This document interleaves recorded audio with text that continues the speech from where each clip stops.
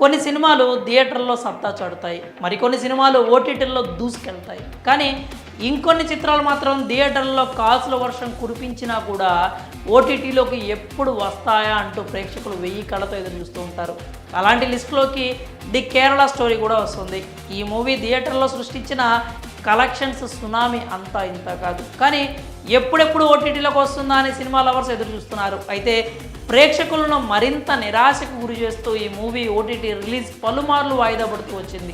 The Kerala story movie దేశవ్యాప్తంగా create చేసిన impact అంతా ఇంత కాదు. ఈ సినిమాని ప్రశంసించిన వాళ్ళు ఉన్నారు, విమర్శించిన వాళ్ళు ఉన్నారు.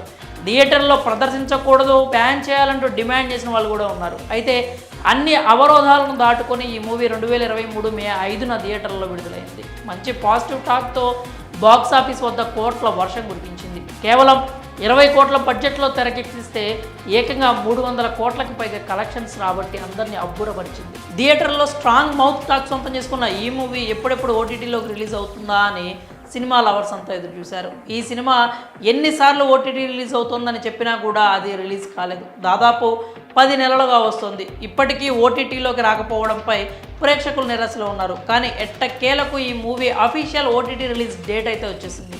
ఈ మూవీ ప్రముఖ ఓటీటీ సంస్థ జీ5 ప్లాట్ఫామ్లో స్ట్రీమింగ్ అవబోతోంది. ఫిబ్రవరి 16 నుంచి ఈ మూవీ జీ5లో స్ట్రీమింగ్ అవుతుందని అధికారికంగా ప్రకటించారు. జీ5 ఓటీటీ ప్లాట్ఫామ్ తమ అధికారిక x.com ఖాతాలో పోస్ట్ చేసింది. వేచి చూసే సమయం అధికారికంగా ముగిసిపోయింది. త్వరలోనే ఎంతగానో ఎదురు చూసిన ది కేరళ స్టోరీ జీ5లో ఫిబ్రవరి 16న స్ట్రీమింగ్ కాబోతోంది అంటూ ప్రకటించారు. ఈ మూవీని తెలుగులో కూడా రిలీజ్ చేయాలంటూ సోషల్ మీడియాలో రిక్వెస్ట్లు పెడుతున్నారు. నెటిజన్స్ అభ్యర్థనను సరైన టీంకి పంపుతామంటూ జీ5 ఓటీటీ సంస్థ రిప్లై ఇచ్చింది. మరి ఎంతగానో ఎదురు చూసిన ది కేరళ స్టోరీ మూవీ ఓటీటీలోకి వస్తుండడం